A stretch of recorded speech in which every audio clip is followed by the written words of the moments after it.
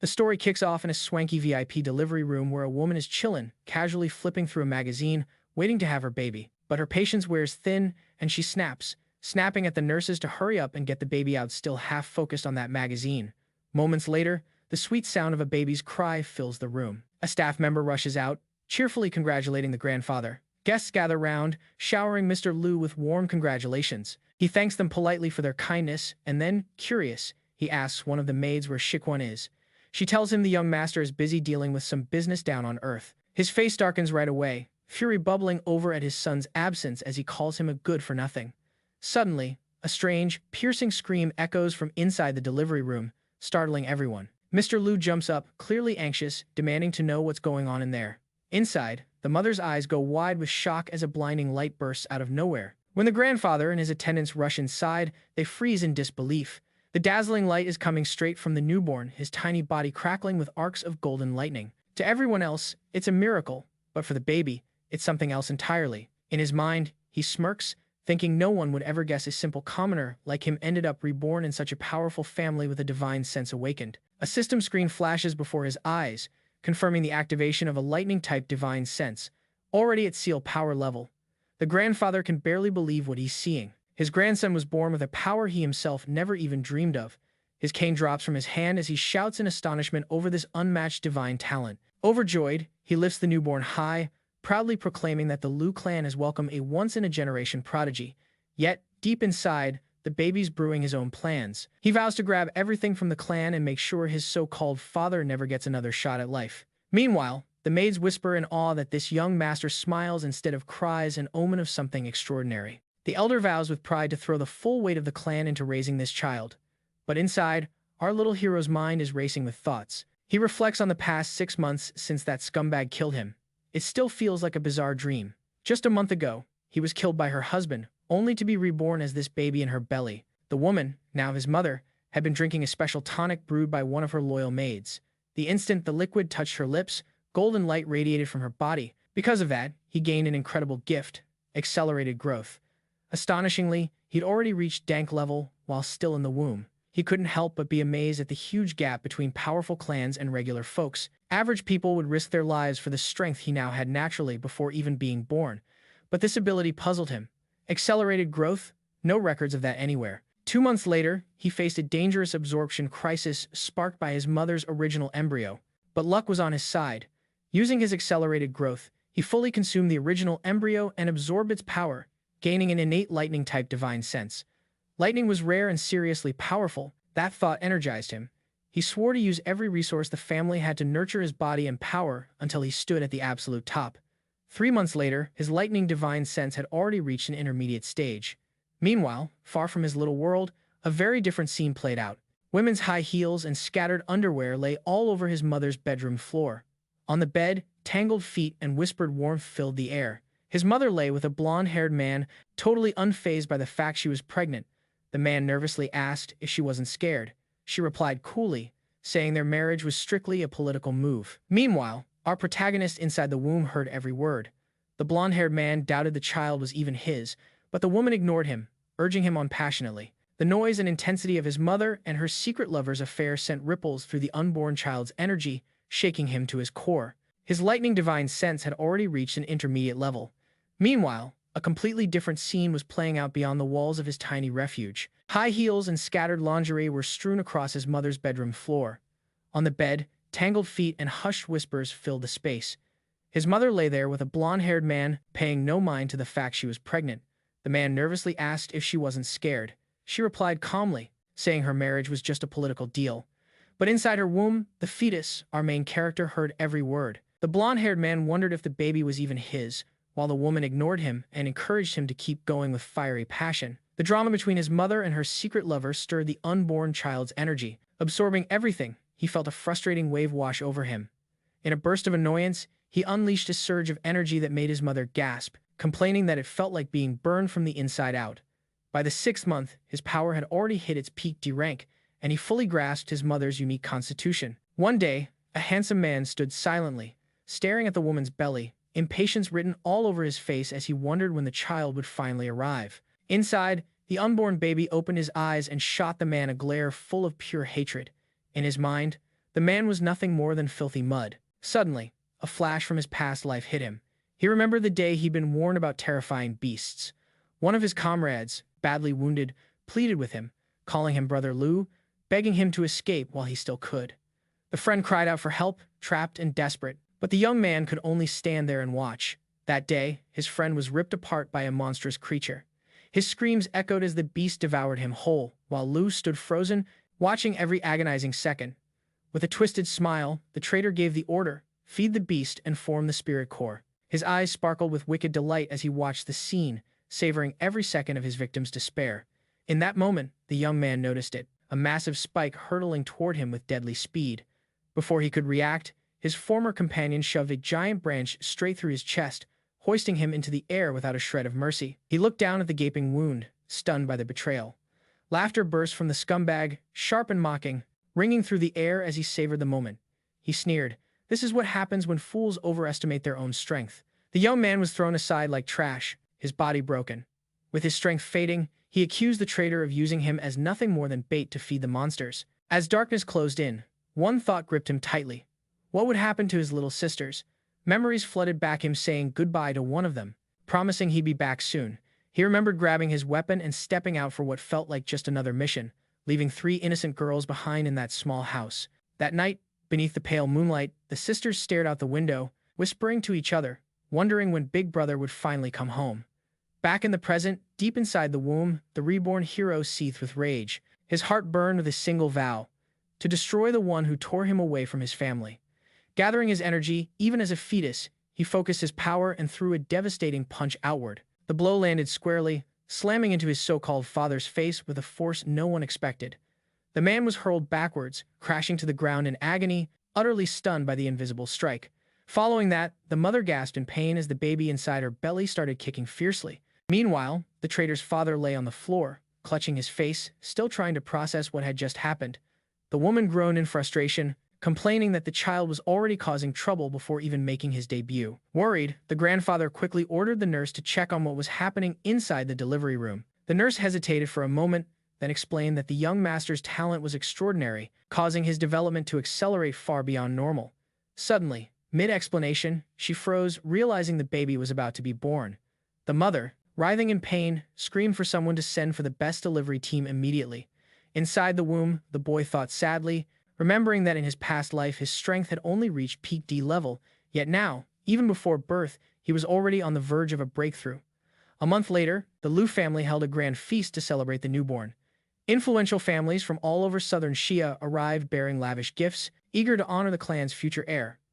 During the festivities, the grandfather sat quietly, watching a violin performance with a maid standing by his side. Meanwhile, the 1-month-old hero rested peacefully in the arms of another maid, calm and unfazed despite the lively celebration. A guest stepped forward, congratulating Master Leo on his grandson. The elder nodded politely, though his thoughts seemed elsewhere. Another guest approached the boy's father, giving him a nod of congratulations too. But the baby's sharp gaze locks onto that guy, the same one who betrayed him in his former life. The little one's anger simmers beneath the surface. That's the jerk who ripped him away from his sisters. Right then and there, he silently swears to get even. Memories crash down. His baby sisters' faces light up as they get ready to share a tiny birthday cake, their eyes glowing with excitement.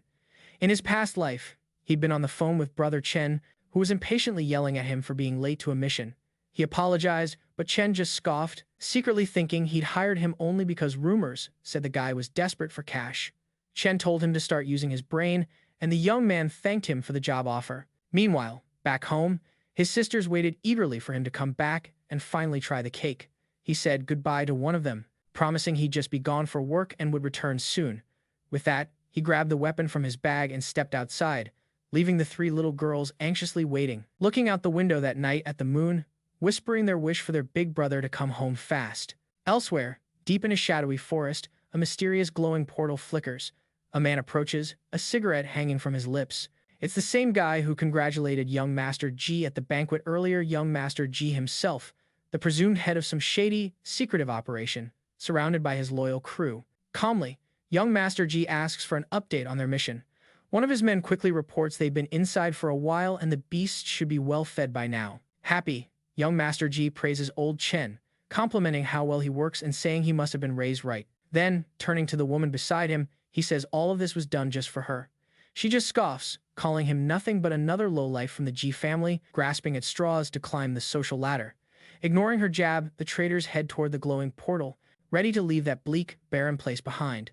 Meanwhile, elsewhere in the wasteland, one of the hero's comrades urgently warns him of a dangerous beast nearby. To everyone's surprise, young Master G hears someone survive the earlier massacre, which he didn't expect. He smirks, saying more food will come in handy for their medicine. Old Chen frowns, confused, explaining everyone they met before were just D-level soldiers. How could anyone still be alive? Suddenly, a deafening roar shakes the air, drawing every eye in the same direction. The leader's face hardens as he sizes up the situation. Soon, the source appears, a wounded beast glaring fiercely at a lone figure. There stands the young man, battered and worn out, ready for what might be his last showdown. One traitor cautiously steps forward, but young Master G demands to know who dared hurt his beast. Then his eyes widen in shock because he recognizes the survivor. Yen, he blurts out, surprised. The young man turns, puzzled, calling out to Brother Chen, still trying to grasp what's going down. Chen's friend nervously asks if he called for backup, and panicked, several enemies scatter and flee the scene. Back in the current timeline, the reincarnated baby clenches his tiny fists, swearing to settle that deep family score. He reaches out, making soft baby noises at the traitor standing before him. The man freezes, speechless, not sure what the kid wants. The baby's dad proudly says his son wants to be picked up, calling it the best honor of his life. So, the traitor carefully scoops up the baby, even thanking him for what he calls an unexpected gift. The little one pretends to cry, hiding his true plan. Suddenly, bursts of yellow lightning explode from his tiny body, shocking the traitor with a powerful zap. The man screams in pain as electricity surges through him, forcing him to drop the baby. The kid crashes hard onto the mansion floor, the loud thump silencing the women at the party and stopping the music mid-song. All eyes pivot to the scene. The grandfather watches quietly, unreadable, while the parents freeze, stunned by what just happened. On the floor, the kid bursts into loud crying right away, keeping up his innocent act and fooling everyone nearby. The traitor, drenched now in cold sweat, shakes with panic, realizing just how badly things have gone off the rails. Frozen with fear, the traitor can't move a muscle. The grandfather's face twists in fury as he bellows, furious that anyone would dare to let the Louu family's precious heir hit the floor. The scared coward immediately throws himself down, groveling at their feet. He pleads desperately, claiming it wasn't his fault and that the young master moved on his own. But the baby's father isn't buying any of it. With a look full of disdain, he delivers a harsh kick right to the man's chest, calling him nothing but a lowly dog. The blow sends the traitor sprawling across the pristine marble floor, groaning in pain. Crawling on hands and knees, he begs for forgiveness, swearing he never meant to hurt the boy. To prove his loyalty, he even offers up his valuables to make sure the young master's injuries are treated. But instead of sympathy, the baby's father wears a cold, mocking grin, clearly enjoying the man's humiliation. With an icy tone, he orders the guards to drag the guy outside and give him a good thrashing. Pathetically, the traitor thanks them for the punishment, trembling as the guards approach. Meanwhile, a maid gently scoops up the baby and holds him close. Hidden against her shoulder, the infant hero curls his lips into a sly, satisfied smirk, pleased with how well his little scheme played out. The bruised and dazed traitor stares back in utter confusion, unable to understand how things spiraled so fast. But the clever kid immediately starts wailing again, crying loudly to keep up his flawless, innocent act. The old traitor stumbles, shocked that the kid switched back to tears so easily. Wasting no time, the grandfather orders the maid to take the young master inside and make sure he didn't get hurt from the fall. Once the child is safely inside, the elder fixes a cold glare on his son, sharply criticizing him. With their family standing, he says there's no reason to keep useless freeloaders around. His words cut deep, and with a dismissive snort, the patriarch storms out of the party, furious at the shameful scene. The boy's father grips a wine glass so tightly it shatters in his bare hand, blood dripping down his palm. His anger boils over as he lashes out, delivering another brutal kick straight into the traitor's face. Not stopping there, he strikes him again before commanding the guards to haul him outside and feed him to the house dogs. The traitor's desperate pleas for mercy fall on deaf ears as he's dragged away like garbage. The host then calmly tells the stunned guests to keep enjoying the party, while the baby quietly plots how to soak up more power and get stronger. A doctor is summoned to check the infant, quickly confirming that the child's body is incredibly tough and totally unharmed. Hearing this, the grandfather bursts into hearty laughter, proudly celebrating that his grandson is safe and healthy. But for the young hero, something else matters far more than family pride. Finding the 3 sisters he left behind in his past life. He knows he has to grow fast enough to move on his own and grab the essence he needs. For now, though, he starts crying for milk, signaling he needs nourishment. The elder immediately orders the daughter-in-law to breastfeed the child and take more spiritual medicine to boost her health. The mother, worn out and pale, complains that she just fed him not long ago. Still, the patriarch remains firm, sternly reminding her that she must endure this hardship for the sake of the family and their heir. Visibly frustrated, she takes off her coat and picks up the child, preparing to feed him again, despite her reluctance. As she looks down at her son with tired, red eyes, she begins to breastfeed him. But even in her exhaustion, she can't help but groan in pain, complaining that the little troublemaker is sucking way too hard. Seeing his daughter-in-law turning pale and weak, the grandfather immediately orders some tonic soup brought to help nourish her. Shortly after, the scene shifts to a hot spring where the baby is bathing with his mother. She sighs, exhausted, joking that he must have owed her a debt in a past life for all this nonstop feeding. 3 months pass, and the baby grows quickly, now crawling all over the house with surprising speed. His strength has already hit sea level, a speed that surprises even him. Back in his previous life, it took a whole year to get this strong, climbing from elementary D level to intermediate, but only after surviving dangerous portal missions and getting hurt more times than he could count. This time around, just by drinking his mom's milk, he shot up from elementary C level to intermediate in only 3 short months. During a family dinner, the little guy crawls determinedly toward the main table. The grandfather, clearly annoyed, scolds the staff for leaving the doors open and letting the heir wander around. The maid quickly apologizes, explaining that the kid crawls so fast she can't keep up. The baby's dad jokes that his son must just be thirsty for more milk, while the mother looks exhausted, complaining she's been breastfeeding nonstop for 3 months straight. But in the baby's mind, there's no time to slack off. He's laser-focused on getting stronger, come what may. To everyone's surprise, the infant suddenly stands up on his own, shaky but steady. The grandfather and the butler stare wide-eyed at the incredible sight. Then, to their amazement, he takes his first little steps toward his shocked mother. Without warning, he lunges at her, causing her to yelp as she scolds him, begging for at least one peaceful meal. The maid, stunned, blurts out that the young master is standing and walking all by himself, while the butler comments on the child's extraordinary celestial constitution. The grandfather beams with pride, clearly overjoyed by his grandson's rapid progress. He announces that it's time to follow family tradition and choose a personal servant for the boy. In a dimly lit chamber, preparations are underway for the selection. The elder in charge asks for an update, and a guard reports only 2 candidates remain. Soon, the protagonist, safely nestled in his mother's arms, is brought to a makeshift arena where the final test will take place.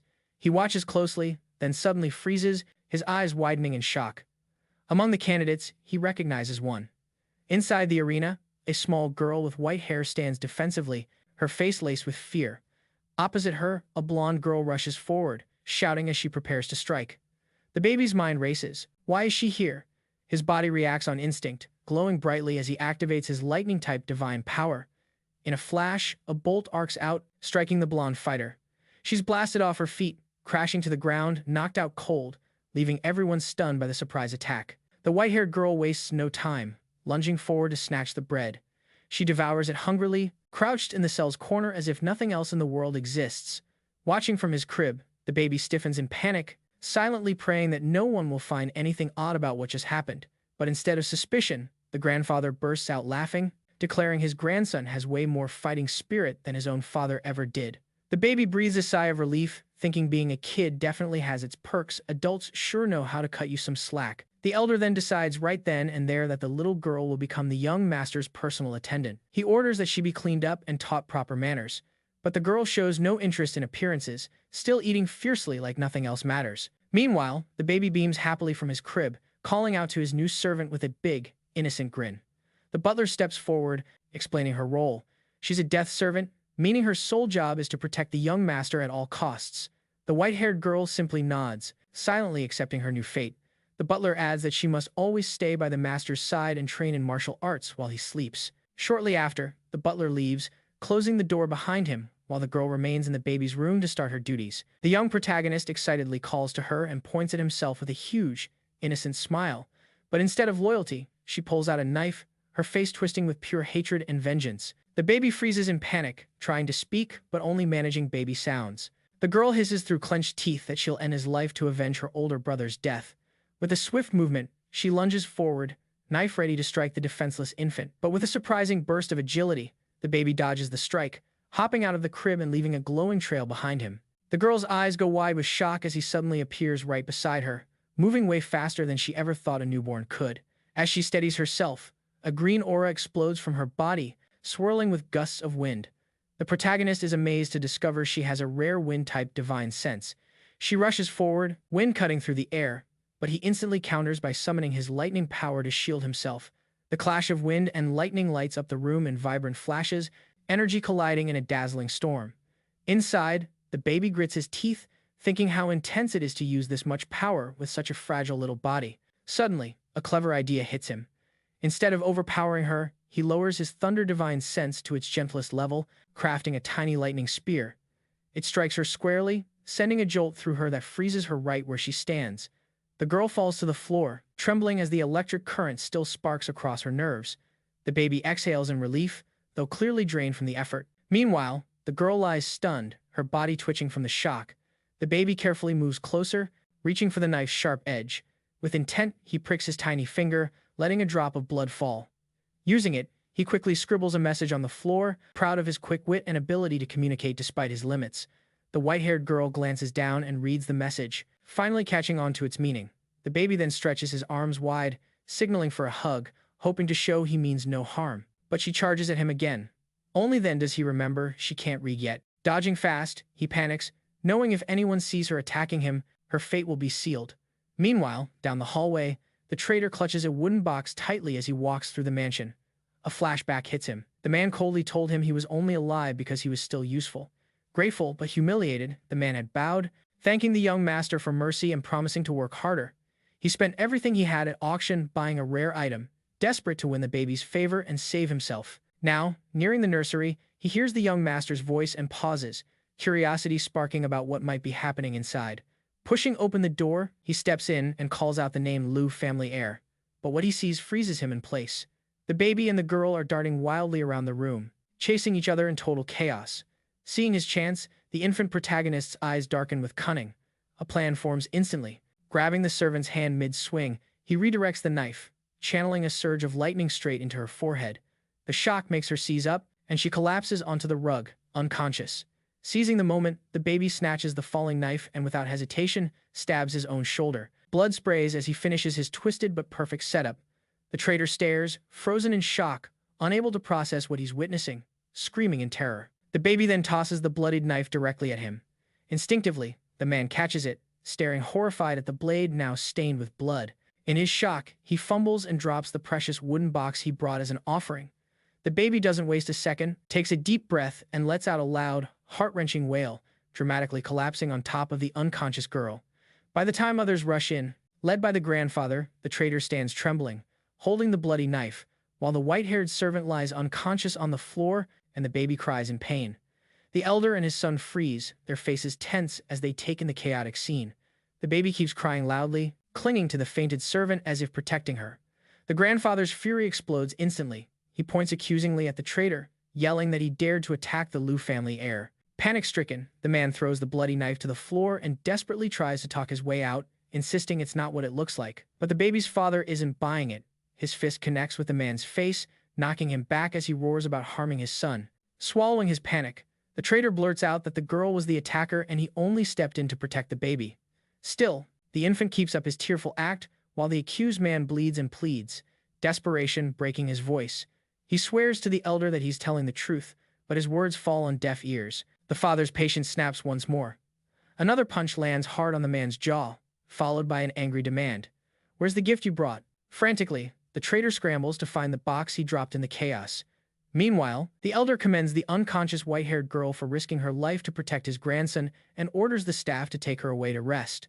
Placing a heavy hand on his son's shoulder, the elder glares, his crimson eyes blazing with fury, his voice dripping with disdain. He says he taught his son how to raise dogs, yet the son nearly lost the family's greatest hope because of one. As everyone exits the room, the traitor remains on his knees, trembling with a cold sweat breaking out on his forehead. The baby's father pauses at the doorway, casting one last look filled with pure hatred and disgust. He kicks the man to the floor, spitting out, "I gave you a chance, and you still had the nerve to betray me." With a sharp command, he orders the man dragged out to be fed to the dogs. Meanwhile, in his crib, the infant protagonist finally exhales in relief. His plan worked perfectly. But then his eyes shift to the unconscious servant, worry flickering across his face. The butler steps forward, announcing the girl must be taken for treatment. Panic grips the baby as he remembers the message he scrawled in blood is still hidden beneath her. He throws himself over her body, shaking his head frantically to stop the butler, but the staff simply lifts the young master away, gently placing him back into his crib. The boy's eyes dart anxiously as he debates his next move, startling the butler with a flash of lightning to keep him from seeing the message. Then, a new idea hits him, and he silently glances toward the maid, silently crafting a backup plan. The butler lifts the servant, revealing an unexpected pool of blood beneath her. The baby freezes in shock. She's not just pretending she's actually hurt. Even the butler hesitates, stunned by the blood soaking her clothes. Confused, the infant wonders how she could have truly been injured. Still, the butler rushes her out of the room and orders the mess cleaned immediately. Now alone, the boy lies back in his crib, letting out a long breath of relief. Yet, his mind lingers on the unanswered questions. For now, though, he pushes them aside. There are bigger plans to focus on. He leaps from the crib, ready to put his next move into action. In another room, warm oil is being prepared for his mother, who savors a rare quiet moment as a maid massages her back. The calm doesn't last. Her peace is broken by the sound of her baby calling for milk again. The little one crawls right to her, prompting an exhausted groan as she complains about his bottomless appetite. She cradles him anyway, but sighs, asking how long he plans to keep feeding like this. The baby pays her frustration no mind. He needs every bit of strength and fast. Each sip brings him closer to speaking, closer to revealing everything to his servant, and continuing his revenge. A week passes in the plush Louu family mansion, and time seems to fly by in the blink of an eye. Before long, our hero now looks like a 3-year-old and has finally learned to talk. The little white-haired servant girl still watches him with sharp, suspicious eyes. In her mind, he's the one who caused her brother's fate. Then, without warning, the boy turns to her quietly with words that shake her to her core. He's her brother. The girl freezes instantly, her whole body stiffening as her eyes slowly deepen to a fiery red. He then softly asks if the cake her brother brought her was tasty. That simple question sends her spiraling into memories from the past. She recalls her brother calling her and her sisters over to share cake. The 3 little girls lit up with excitement the moment the birthday cake was set before them. Her brother sliced pieces for his little sisters, smiling warmly, but soon got a call, calling him away for a mission with his team. One sister tried to sneak a piece early, only to be stopped by another who insisted they wait until their brother came back. Later that night, the 3 sat by the window, staring up at the moon, waiting for him to return.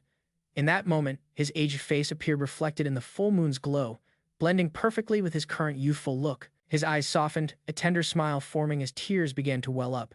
When she realizes the truth, her emotions spill over. Tears stream down her face, and she collapses to the floor, sobbing uncontrollably. The boy quickly covers her mouth, urging silence so their secret stays safe. His small hands try to quiet her cries, but her feelings are overwhelming.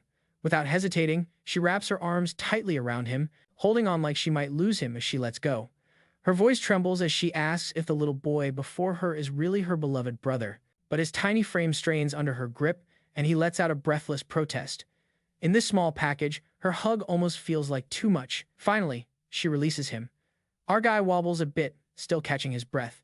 As dizziness fades, his gaze sharpens, locking eyes with his sister. He demands answers.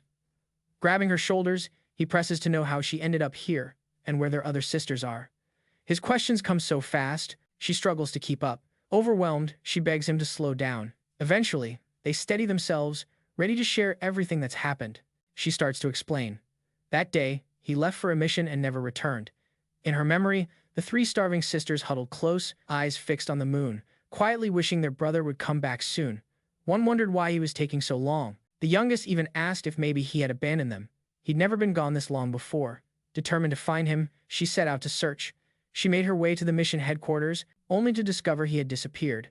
There, she saw another hunter's wife fiercely confronting a certain man, calling him a traitor, demanding to know her husband's whereabouts. The man, cold and impatient, snapped at her, calling her crazy before shoving her aside. Then another hunter stepped forward, accusing the man of going through the portal with Master Louu and the others. That's when she realized this man was involved. The so-called traitor stood there bored, calmly smoking his cigarette. Then, without warning, he summoned his firepower. A blazing fireball shot straight at the accuser, who froze in terror. The flame hit him full on, enveloping his body in scorching heat. He crumpled to the ground, defeated, while everyone else stayed silent.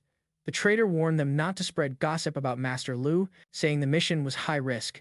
Back in the present, her brother mutters that the man got exactly what he deserved for betraying them. He presses her for news about the other sisters. Her expression instantly changes.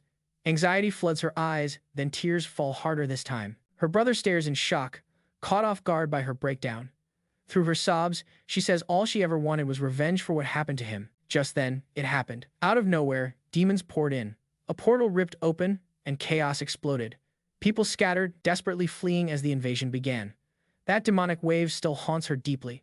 She races through shattered streets, voice shaking as she calls out her other two sisters' names. Nearby, a pair of hunters walk past, casually commenting on how brutal the monster surge was. She's left standing alone, watching flames consume what's left of the city. Everything around her has turned to ruins. Tears streaming down, she runs blindly through the chaos, weaving through broken walls and piles of rubble. Her hands are cut and bleeding as she digs through the wreckage, desperately hoping to find her sisters. But with every step, her hope fades until she collapses, screaming their names in raw despair. Then her thoughts shift. She remembers her brother. That memory shatters what little strength she had left, and she breaks down completely, sobbing, wondering where he could possibly be. Back in the present, the main guy pulls her close, telling her not to cry. Because this time, fate has given them another shot. His eyes glow with a fierce red light as he swears a man named Chen will be the very first to pay. Deep inside a damp, stinky prison, a narrow hallway is stained with age-old grime. In one of the cells, the traitor paces nervously, pleading his innocence, insisting he was just there to deliver a gift. His words catch in his throat when he suddenly slams into the bars, eyes wide with terror. Right behind him, a demon stands ominously, its shadow stretching across the filthy floor. The man drops to his knees, begging desperately for mercy. The creature leans in, its grotesque tongue sliding out. His desperate pleas morph into a blood-curdling scream. When silence settles again, the hallway is marked with fresh red stains. With the traitor dealt with, the main character announces it's time to dismantle the Louu family from the inside out.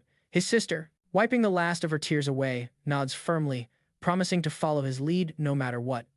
Then, like she just remembered something crucial, she scoops him up off the ground. Cheerfully, she declares it's bath time.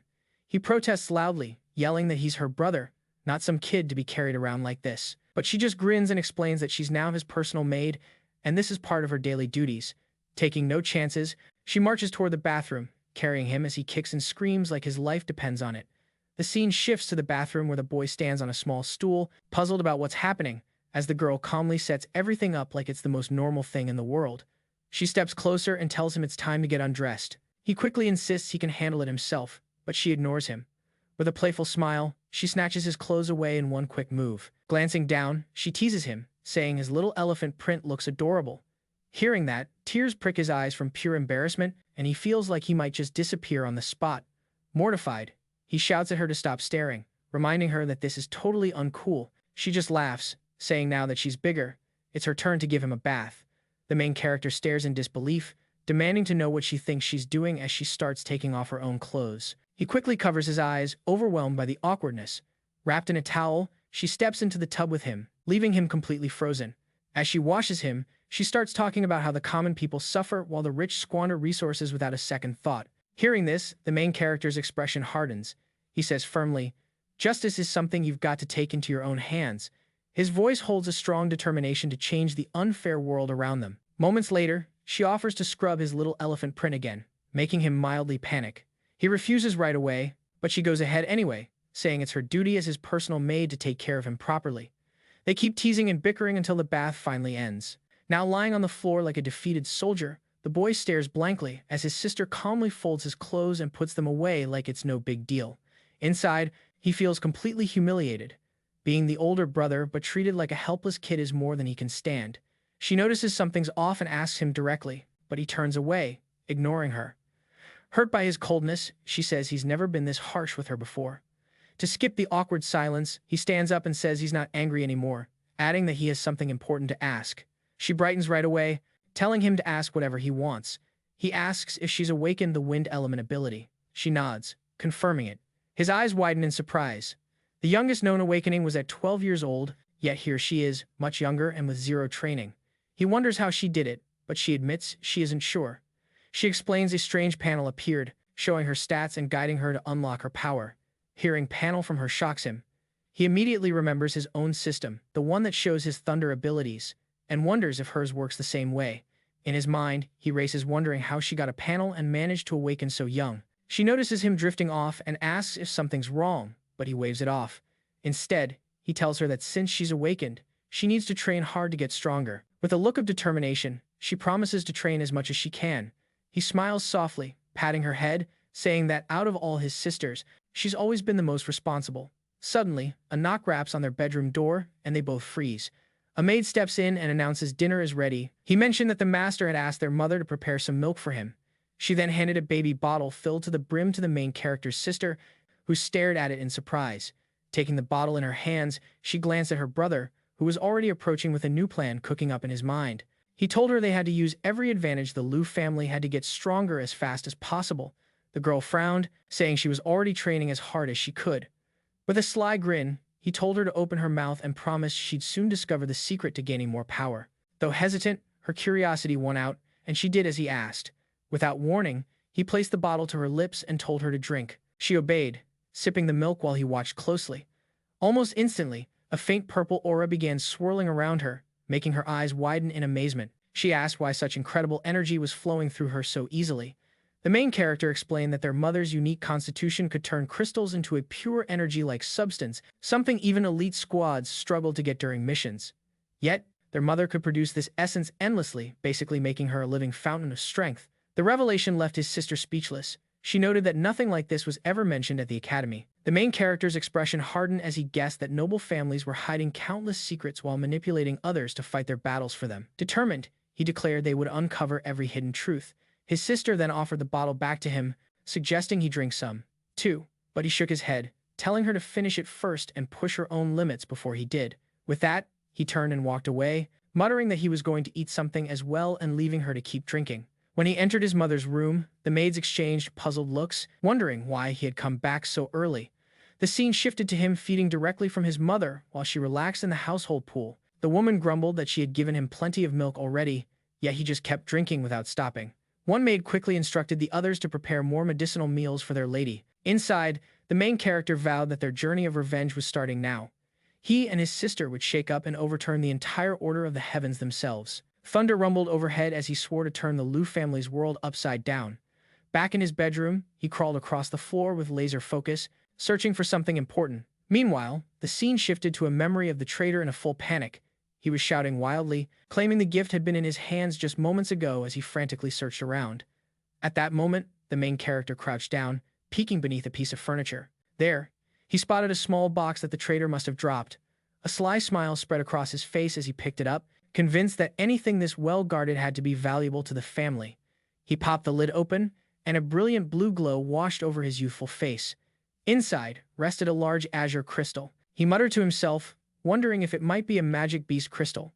But before he could think any further, a system panel appeared before his eyes, identifying it as a rare thunder element skill crystal. This stunned him. He never realized skills could be absorbed directly instead of having to be painstakingly cultivated. The system calmly explained that defeating evolved beasts gave a chance to obtain treasures like this. His surprise quickly shifted to suspicion as he demanded to know how this voice seemed to read his thoughts. His heart skipped a beat when the answer came. The voice claimed it existed inside his very own consciousness. The main character scoffed, saying he'd read plenty of novels with this exact cliché. Back in his former life, he had been a student obsessed with games and web novels, stories where protagonists with systems overturned their destinies and took revenge on their enemies. Anger flared as he shouted the system was useless. The voice snapped back, reminding him that without it, he wouldn't even be here, reincarnated in this world. That made him hesitate. He wasn't fond of admitting it, but the voice had a point. Crossing his arms, he demanded to know if it had any connection to his little sister's system. The voice denied it outright and urged him instead to focus on growing stronger quickly. Accepting that advice, the boy squared his shoulders and got down to business. Sitting cross-legged on the floor, he gripped the crystal tightly, channeling its energy with sharp focus and fierce determination. Soon enough, a powerful divine energy surged through his small frame. Moments later, he stretched out his palm, and a gleaming lightning spear appeared, crackling with intensity. He could hardly wrap his head around it. This was a skill that would normally take a whole decade to master, and here he was, doing it in the blink of an eye. Feeling the heavy power coursing through the weapon, curiosity got the better of him. Without a second thought, he hurled the spear with everything he had, eager to see just how much damage it could do. The loud blast caught the grandfather's attention immediately. He rushed over with the butler to check on the commotion. But instead of finding chaos, They were met with a bizarre scene, the boy's dad standing there in his SpongeBob boxers, arguing about the noise with the MC's mom. The whole moment left the grandfather and the MC's little sister completely dumbfounded. They glanced over at the massive hole blown through the mansion wall nearby, clear proof of the boy's newly unlocked power. The grandfather's expression darkened as he demanded to know who was responsible for the damage. The butler explained he heard the crack of lightning coming from this very room, which could only mean one thing. The moment the grandfather laid eyes on his grandson, his anger melted away. Beaming with pride, he hoisted the boy into the air, celebrating the arrival of such divine talent in the family. Then, turning to the boy's mother, he praised her for playing a big part in securing the family's future, while she silently plotted how to escape her son's endless appetite. Meanwhile, the boy's dad looked annoyed, still grumbling about being woken up. That earned him a stern scolding from the grandfather, who reminded him he should be proud to have such an extraordinarily gifted son. Without missing a beat, the grandfather declared he would take his grandson to the family's annual hunting festival. He asked the butler if everything was ready for the event, chuckling, as he said the younger generation needs to learn their true worth early in life. As usual, the boy clambered onto his mother's chest for milk, while he and his sister stayed completely oblivious to the plans being made. Meanwhile, the grandfather walked down a long hallway and summoned his energy to open a massive circular gate before them. The metal rings hummed to life as a swirling vortex of bright purple energy blossomed into existence. Standing at the portal's edge, the family had prepared to lead them through. The MC stared in disbelief. The Louu family could create portals all on their own. A flicker of anger stirred inside him, thinking about how many secrets the powerful keep hidden while the weak just try to make it through each day. Stepping through the portal, they found themselves in a dense, quiet forest. The grandfather kept boasting about his grandson, while the MC's mom muttered that he never stops eating. Suddenly, the dad shouted a warning, pointing skyward. A streak of smoke hurtled toward them at lightning speed, slicing through the trees like a blade. Moments later, a gigantic multi-headed serpent burst into view, tearing violently into a group of hunters. One hunter struck out, only to watch his weapon shatter instantly. Another raised a force field in a desperate attempt to defend. When the MC spotted 2 C-rank pythons and a B-rank python king in what was supposed to be a simple C-rank dungeon, he and his sister froze, wide-eyed with shock. Their jaws dropped even further when they recognized one of the hunters wrestling the pythons. It was his sister, the one with vibrant red hair. Before they could even react, one of the serpents lunged at her with terrifying speed. To everyone's amazement, their red-haired sister somehow managed to pry the serpent's massive jaws apart with nothing but her bare hands. Her muscles trembled under the strain, sweat streaming down her face as she fought to keep those razor-sharp fangs from snapping shut. The beast's strength was overwhelming, yet somehow, she ripped the head off one of the snakes with her bare hands. The lead hunter wasted no time, hollering for everyone to clear the deadly zone. Shield raised, he stepped forward to block the massive snake monster's charge. But before he could react, a fellow hunter suddenly dove at him from behind. The girl saw it and let out a piercing scream, warning him to watch out. Her voice cut through the chaos, like a lifeline. But it was already too late. The attacker's fist barreled right through the shield, crashing into the captain with a bone-crushing smack. The blow sent the shield flying from his grip just as the serpent pulled back to strike. Then, out of nowhere, a flash of purple lightning tore through the air, striking the beast. The source was another hunter, eyes locked fiercely on the monster. Tension exploded as one man shouted at the attacker for hitting their captain, but the traitor just flashed a wicked grin, his eyes shining with menace, then turned toward the angry hunter. With a quick, brutal move, he landed a crushing punch, leaving the poor guy badly hurt. Nearby, a hunter froze with shock, voice trembling as he identified the attacker as Keong, a notorious criminal from long ago. Keong burst into maniacal laughter at their fear, then followed with a savage kick, blasting the injured man toward the wide-open jaws of the giant serpent, which swallowed him whole. Watching all this with icy calm, our young hero couldn't help but flash back to the past. He remembered Ku Shan hurling a friend to his doom without a second thought. The blood splashed in the air felt hauntingly familiar. Back then, his friends were picked off one by one. The monster they fed with their fallen comrades had grown massive and terrifying. And there, with a twisted grin, his father had coldly ordered them to keep feeding the beast so a treasure could be born. Without hesitation, he commanded Kong to attack his younger self. The henchman charged fiercely, ready to finish the job. But in that moment, the boy from the past awoke his power, fist blazing with light as he met Kong head-on. Their punches collided, sending shockwaves rippling across the battlefield. It was during that clash he realized Keong was no ordinary man but a demon disguised in human skin, someone who reveled in destroying others. Supported by the Louu family, he'd become one of their deadliest henchmen. Back in the now, the red-haired girl's life was hanging by a thread. The sister turned to our hero, desperation in her eyes, asking how they could possibly save her. A plan was already forming in his mind.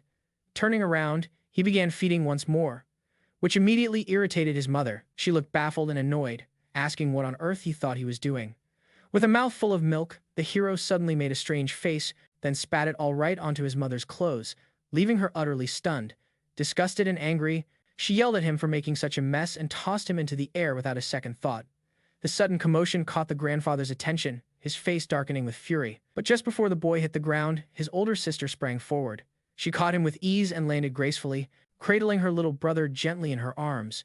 Checking if he was okay, she asked about his condition, but he just smiled and said his master plan was only just getting started. It was all to save their other sister. Before anyone could reply, their father unexpectedly slapped their mother hard across the face, leaving her frozen in shock. With a mocking sneer, he scolded her for being so careless with their son. Furious, she shot back that even her own parents had never dared to lay a hand on her, and her rage boiled over. She conjured an icy weapon and charged at her husband with deadly intent. The man countered with his own powers, declaring she needed to learn a lesson for her arrogance. The kids watched silently as their parents clashed, sparks flying from their violent showdown. But before either could gain the upper hand, a burst of energy flared between them. Their grandfather appeared, forcing both to freeze in place. He gave them a fierce glare and reminded their mother that her duty was to protect her son, not put him in harm's way. With equal sternness, he told them both that their family's honor rested on their shoulders. His words cooled their tempers. They lowered their weapons while the kids watched anxiously from afar. The protagonist's sister turned to him, asking what their next move should be. He reassured her not to worry, they were on their way. At that moment, the family's young maid caught a strange noise nearby. The butler quickly informed the grandfather that he sensed movement in the woods. Everyone tensed as an eerie presence drew closer. 3 goblins suddenly emerged from the forest, their faces twisted with strange, unsettling expressions. From a higher vantage point, the creatures were seen closing in on the family, letting out wild shrieks like they were gearing up for battle. But just before they could attack, wooden stakes shot through their bodies, skewering the monsters with ruthless precision. The protagonist's father stood frozen in disbelief, wondering how such creatures could be present when this area had already been declared clear. The grandfather scolded sharply, saying, "This is what happens when you spend all your time causing trouble in taverns instead of hitting the books." Just then, the boy's mother began to radiate a deep purple aura. The protagonist explained that her milk essence was attracting demonic beasts, especially the stronger ones. As if to back up his words, the sound of countless goblin footsteps grew louder, sending chills through the family. Soon, a swarm of elite goblins appeared, led by one at their absolute limit. Without skipping a beat, one creature lunged forward, swinging its axe with deadly intent. But the grandfather remained composed, commanding his allies to take care of the invaders. In a flash, the family unleashed their elemental powers, clashing with the monstrous horde in a fierce skirmish. Amid the chaos, the protagonist whispered to his sister that this was their moment to slip away. Clutching him tightly, she dashed toward a nearby cliff. Without hesitation, she jumped off, plummeting swiftly with her brother in her arms. At that instant, her eyes lit up wildly as she activated her special power. Harnessing the wind, she soared through the air, carrying her brother safely away from danger. Amazed, the protagonist asked when she had learned to fly. With a grin, she said it was a gift from the system. Shocked, he pressed her for more info. She cheerfully admitted the only task was giving her little brother a bath. A quick flashback showed her finishing the mission and earning the rare flight skill as a reward. The protagonist just fumed in disbelief. How could such a simple chore grant such an amazing power? Meanwhile, on the battlefield, their fiery red-haired sister fought fiercely against a giant serpent, slicing at it with her sword. Suddenly, an even larger serpent emerged and slammed into the hunters, breaking their defenses instantly. With one brutal strike, it sent a hunter flying through the air, shattering her guard. On the ground, the woman cried out desperately to her captain, saying they couldn't keep fighting like this. The captain confronted Quang, demanding to know why he was attacking his own comrades. While calmly licking blood off his hand, the traitor smiled darkly and admitted he lived only for the screams of his victims. When asked who his master was and reminded that betraying the guild was law-breaking, he sneered. To him, laws were just chains binding the weak and meaningless rules for commoners. Without warning, he surged forward at lightning speed. Instead of attacking the captain, he blindsided one of the female hunters, completely overwhelming her. Desperately, she begged her captain for help, but the traitor showed zero mercy. He threw her straight into the giant serpent's open jaws. To everyone's horror, the beast swallowed her whole. The captain, struck with despair, shouted that the mission had failed and ordered a full retreat. Frozen with fear, the red-haired girl trembled, unable to look away from the gruesome scene. Fueled by rage, the captain charged headlong, swearing to end the traitor's life. He struck fiercely, but Kwang dodged effortlessly and retaliated with deadly accuracy, landing a solid hit. Seeing their leader fall, the young woman called him a monster and tried to buy time by throwing something at him. But the rock only tore a bit of his shirt. Taunting them, the villain declared that meeting him here was their worst luck since none would walk away alive. He swiped at the girl with razor-sharp claws. Surrounded by shards of her shattered sword, she braced for death. But at the last second, her captain threw himself between them, taking the fatal strike meant for her. He collapsed lifelessly, and Kwang discarded the body, letting the serpent devour it without a second thought. The girl screamed in despair, helpless as the monstrous serpent consumed her leader. Purple lightning crackled over the beast's hide as the traitor locked eyes with her. With a cold tone, he told her it was a shame he had wanted to add her to his collection, turn her into a trophy to show off. Blood-stained hand reaching out, he pressed his palm against her face as tears rolled down her cheeks. In her final, desperate moments, she called out for her brother, wondering where they were. Suddenly, a colossal sword made of lightning appeared. A powerful voice announced their arrival to save her. The traitor spun around and barely blocked the strike with his arm. A golden energy shockwave burst against his back, but he just shrugged it off with a growl. The girl's eyes went wide with shock, lips trembling as she called out her sister's name. Just then, the protagonist and his sister landed firmly, ready for battle. The girl quickly recognized his old appearance and called him brother. He told her that explanations would come later. Right now, there were bigger concerns to handle. Meanwhile, the red-haired girl stood frozen, staring at him in confusion, silently wondering what on earth was going on. Shifting his gaze toward the serpent, the protagonist realized the beast had evolved by devouring awakeners, a phenomenon never seen before. At the same time, the traitorous villain started shaking violently as golden energy swirled wildly around him.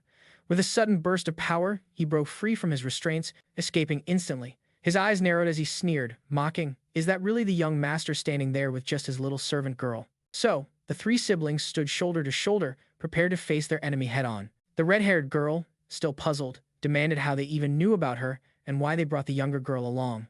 The villain ignored her completely, his mind already scheming to turn the situation to his advantage. The protagonist watched closely and realized this wasn't just a brutish fool. The enemy was clever. With a sinister grin, he revealed his plan, to turn the servant girl into a lifeless puppet and hand the protagonist straight to his master. The battlefield silently testified to his cruelty. Several hunters lay defeated, their bodies pierced by glowing red weapons floating nearby. It became clear the villain wielded a rare metal-based power, forging weapons from his own energy and melding them seamlessly with his body. The protagonist's sharp eyes scanned their aura levels, instantly understanding the truth. The strength gap between them and their foes was huge, almost impossible to overcome. But then a spark of resolve lit within him. His eyes shone as he turned to his sisters, instructing them to pay close attention and follow his lead. Across the field, the villain radiated a chilling energy, ready to strike. Without warning, he lunged forward at terrifying speed, claws slashing toward the protagonist. His sisters jumped back instinctively, clearing the way. At that moment, the protagonist activated his divine awakening.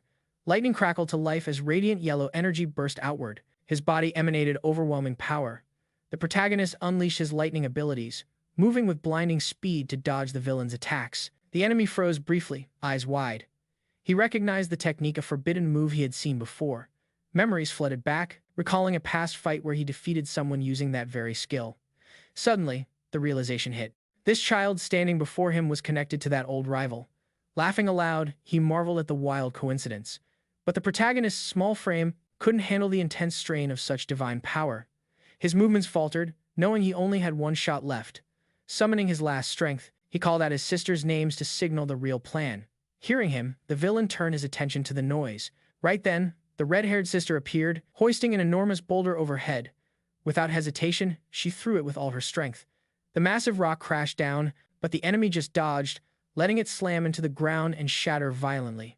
Then, an unusual sound caught his attention. A streak of bright green energy zipped across the ground in a flash. The villain instantly tensed, fully alert as that energy closed in fast. Then, out of nowhere, a fierce whirlwind of dust and wind exploded right in front of him. The spinning storm quickly morphed into a raging tornado, all thanks to the white-haired sister's wind powers. Even trapped inside the wild tempest, the enemy sneered, mocking, "Is that all? Cheap parlor tricks." That moment of distraction was exactly what the protagonist was waiting for. Channeling every bit of his divine lightning, he shaped a spear crackling with unstoppable energy. Pouring his strength into a martial arts move, he hurled the spear with everything he had. The villain whirled around, stunned and cursing the boy's sly move as the spear smacked him right in the forehead. The lightning sliced clean through. The impact caused a massive explosion, turning the forest into a war zone in seconds, but that victory came at a steep cost. The protagonist crumpled to the ground, his body unable to handle the backlash. His sister immediately scolded him, furious at his recklessness.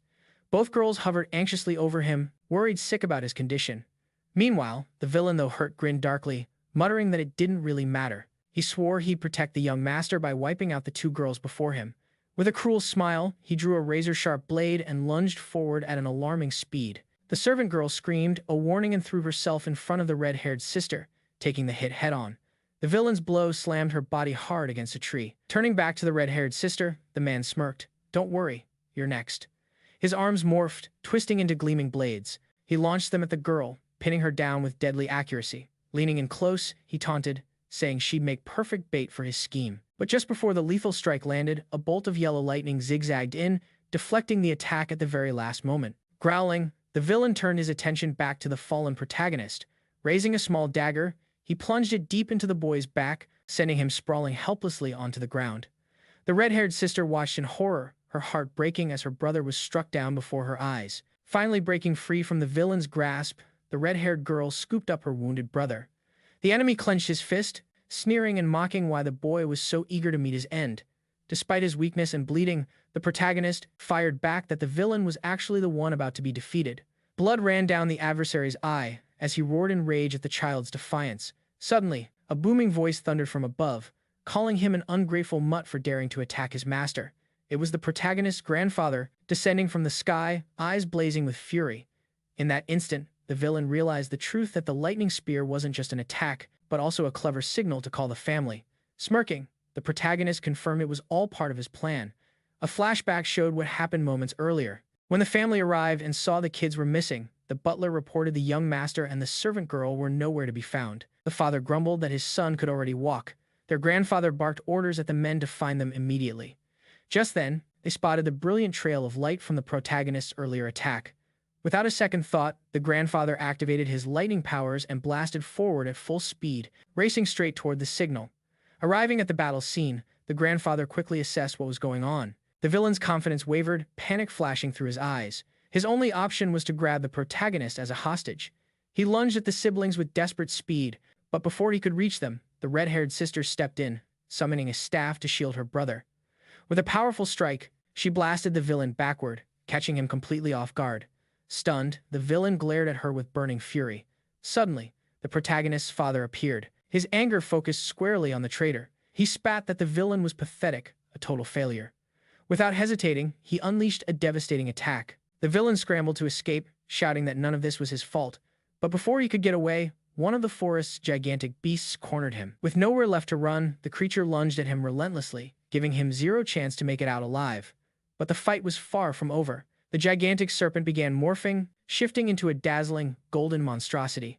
The butler quickly rushed over to the kids, checking on the main character and reassuring everyone that despite his injuries, he was still breathing. The grandfather praised the girls for their bravery and announced that the serpent had evolved perfectly just the right moment for them to seize its rare treasure. Then, a harsh truth hit him. These noble families had been deliberately using innocent civilians as cannon fodder, sacrificing them to help these terrifying beasts evolve. With determination, the grandfather and his son readied themselves to face the golden serpent head-on. Their battle unleashed a massive eruption of crimson energy, tearing through the forest with a thunderous roar. As the dust settled, two shadowy figures came into view while the kids stayed back, hugging each other with wide, scared eyes. Right afterward, the grandfather and father stepped forward, holding the treasure taken from the mighty golden beast they had just defeated. The old man smirked, saying today's haul was even better than he had hoped. Without missing a beat, he ordered the butler to escort the two girls and collect the remaining loot for the warehouse. In his mind, the crafty elder was already scheming, planning to mix worthless scraps with decent treasures to sell at low prices to average hunters while reserving the high-quality items to charge top dollar from elite squads. Then he handed the venom sack to his son, telling him to use it as leverage to build powerful new alliances. The father accepted with a sly grin spreading across his face. Next, the grandfather passed over the silver serpent's horn, instructing that it be sent straight to the auction house, while declaring the scales would be made into protective charms for his beloved grandson. Listening to all this, the young hero could only stare in bewilderment, struggling to understand his family's twisted way of handling things. The butler bowed deeply, promising to carry out his master's orders without fail. Then the boy's father stepped in, asking his dad to hand over the Snake King's essence. The old man frowned, muttering that his son already had a wonderful wife who could provide an endless supply of powerful essence. Just then, the protagonist's mother stepped forward, thinking quietly, "Am I just a pawn to them?" Behind her, the protagonist and his sisters watched the tense scene unfold in silence. The father's eyes widened with surprise before they dropped, fixating on his wife's essence. His face twisted with anger, his thoughts dark. She's not going to give it up without a fight. Then his gaze shifted toward his son, meeting the protagonist's sharp glare that seemed to say without words, "My milk is mine alone." Then, without hesitation, the grandfather tossed the snake essence toward the butler. The butler caught it effortlessly, but was immediately shaken by the overwhelming power radiating from the glowing orb. The head of the family calmly explained that his butler's eldest son was currently evolving and that the essence would prove invaluable for him. Dropping to one knee, the loyal servant thanked his master with deep respect, vowing lifelong devotion to the clan. Days later, the scene shifted to the Grand Luclon mansion beneath a sky full of stars. Inside, the young protagonist sat quietly in his room, clutching a mysterious pendant. One of his sisters came in to tell him that Shuang had now also been assigned as his maid. Almost on cue, the two girls appeared before him, wearing neat uniforms, smiling warmly at their brother. Looking back down at the pendant, a system prompt flashed before his eyes, confirming he had received a rank of defensive treasure. Noticing his expression, one of the girls asked with concern if something was bothering him. But before she could ask more, the boy's eyes sparked with electricity. Focusing his power, he unleashed a burst of yellow energy straight into the pendant. A brilliant blast shot out of his room, bursting through the window into the night sky. Both sisters stared wide-eyed, amazed by the sheer power their brother had just shown. Yet, when the glow faded, the pendant stayed perfectly intact without a single mark. The boy gripped it tightly, deep in thought. This small test confirmed what he had suspected all along.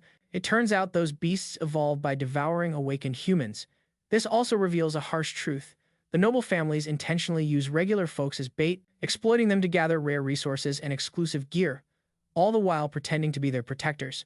Turns out, everything taught at the academy is a bunch of lies. Infuriated by this double standard, the protagonist tightens his fists, his eyes blazing with resolve. The two sisters look over at their younger brother, asking if all this information is really that critical. Taking a serious tone, the protagonist explains he's only now beginning to grasp how dangerous ignorance truly is. Softly cupping his sister's cheek, he tells them that from this moment on, they have to lean on the Louu family's influence to gather intelligence. With determined nods, both sisters agree to follow his lead. Moments later, he changes the subject and asks why she was traveling with that so-called divine team. She hesitates, unsure how to answer right away. The other sister presses on with her own question. Why is Shuang's power so unusually strong? The red-haired girl falls quiet, unable to say anything, while the younger sister just stares at her intently, without blinking. Then the protagonist brings up another name, Sansan. The moment Shuang hears it, she freezes, her whole body stiffening. Tears start to well up in her eyes, and she struggles to explain what happened to their missing sister. Overwhelmed with grief, she collapses to the floor, sobbing uncontrollably. Before her cries can attract anyone's attention, the boy quickly covers her mouth and tells her to stay quiet. Once she calms down a bit, she sits at the edge of the bed, still trembling, and begins to share the painful memory. She says that the day their sister vanished, she had gone out looking for their brother and never came back. The scene shifts to a flashback. Little Shuang sits alone, gazing longingly at a piece of cake, reaching out for the cherry on top. Her sad eyes show just how much she misses her siblings, waiting for them to come home. Finally, she decides to go look for them herself. She wanders through the dark, empty house, softly calling out Sansan's name. Fear creeps in as she rushes down a shadowy hallway, begging her little sister to stop hiding and come out. Back in the present, the protagonist is shocked to learn that Sansan actually ran away from home. Shuang continues, explaining that from the rooftop, she saw something terrifying. The beast tide wasn't some natural disaster, it was the work of someone very evil. Her memory shows her darting frantically across rooftops, desperately calling out Sansan's name. At one point, she pounds on a locked door, begging her younger sister to escape quickly. But then her face twists in pure horror as she glances to the side and realizes she's not alone. Up on the rooftop, Shuang spotted a strange figure standing beneath the full moon. The man's face was swallowed by shadows, but his glowing red eyes shone like warning lights. He raised his staff, pulsating with energy, and slammed it hard into the ground. Instantly, a massive wave of power radiated outward. A gigantic crimson magic circle lit up beneath him, its eerie glow illuminating the night. From its center, a blazing red beam shot straight into the sky, ripping open a rift in the heavens. What came through was horrifying, a colossal reptilian eye peering down the portal. Shuang froze in terror as the swirling red gateway widened, and from its depths poured wave after wave of demonic beasts. Her memory shows her standing helpless as monstrous creatures tore through the city, destroying everything in their path. Among them was a savage demon wolf hunting her down. Just when escape felt impossible, a glowing panel flashed before her eyes. The system had chosen her, declaring she awakened a divine body cultivation ability. Trusting its guidance, she took a desperate leap, soaring across rooftops like never before. That leap saved her life. Back in the present, Xuan explains how she ran endlessly until she finally met the subjugation team that took her in. Hearing her story, the protagonist is left speechless. Another system, another miraculous awakening. Then he suggests, if both of them have systems, maybe Sanson does too, and if that's true, she could still be alive somewhere. The boy nods firmly, declaring they'll use the Louu family's connections to hunt for any sign of their missing sister. And if that's true, she might still be out there somewhere. The boy nods firmly, saying they'll tap into the Louu family's influence to track down any lead on their missing sister. Just then, Shuang timidly admits her system handed her a new task, and it came with a reward. Without warning, she scoops her brother right up into her arms. The protagonist's eyes go wide in panic, instantly recalling the last time something like this happened. Meanwhile, his sisters are grinning ear to ear. Laughing as they dash off, they explain the system's new mission, to give their little brother a bath. Then the two sisters drag the protagonist toward the washing area for a scrub down. The red-haired sister hoisted him way up in the air, teasing that this was exactly what a tiny elephant should look like, while the poor kid let out an embarrassed scream. Off to the side, the white-haired sister was laughing so hard she practically couldn't breathe. But then, the redhead suddenly got a sly idea to stop her brother's protests. With a mischievous grin, she flicked his elephant. A sharp zap of pain shot through the protagonist, leaving him mute and utterly humiliated. Moments later, he sat in the tub, sulking quietly on the inside as his sisters carefully washed him, all the while smiling brightly. Soon enough, they jumped in with him, splashing water everywhere and goofing around as he slowly calmed down. After the bath, the sisters wrapped him in a tight hug, praising what a good little guy he'd been. But the protagonist grumbled back, complaining that they've changed. Suddenly, the red-haired sister froze in place, her cheerful smile fading fast, replaced by a look packed with pure dread. The protagonist quickly picked up on her vibe and anxiously asked what was wrong. Shaking, she pointed ahead, and voice trembling, revealed that the beast tide was caused by that man. The shock left both the protagonist and his other sister completely stunned. Meanwhile, elsewhere in the mansion, the butler was strolling beside a stern man sporting a scar across his face. The camera zoomed in on his cold, intimidating glare. Flashing back, the red-haired girl recalled spotting that very same man on a rooftop the night the beast tide began. In her memory, he raised his staff, conjured a massive glowing magic circle, and tore open the sky itself. From the rift emerged a gigantic reptilian eye that filled her with dread. Snapping back to the present, the protagonist boldly announced he was the son of the future family head, telling his sisters not to worry. With that, the three of them moved down the hallway. As the two men walked past, the protagonist shot them a sharp, suspicious glare. His red-haired sister, on the other hand, trembled with fear, unable to hide her reaction. The scarred man noticed her unease but said nothing. Forcing nervous smiles, the sisters politely greeted the butler. The butler bowed deeply, addressing the boy as young Master Wong. The boy's expression hardened as he silently watched the two men continue down the corridor. They soon arrived at a heavy wooden door. The butler announced that Joe King had returned to meet the head of the house. Realizing it was the meeting chamber, the protagonist decided to eavesdrop. His sister voiced worry about getting caught, but he calmly reassured her, suggesting he already had a plan. Steeling themselves, the siblings crept closer to the door, ready to listen in. Suddenly, the protagonist pushed the door open, barging into the meeting room with his sisters right behind. His sisters shouted that he wasn't allowed in, but it was already too late. Inside, his grandfather sat calmly at his desk, with the butler and scar-faced man standing before him. All three turned in surprise at the unexpected interruption. The sisters quickly bowed and apologized, nervously explaining they tried to stop the young master, but couldn't hold him back. The boy paid no mind to their words. Instead, he dashed straight to the desk with arms wide open, calling out to his grandfather.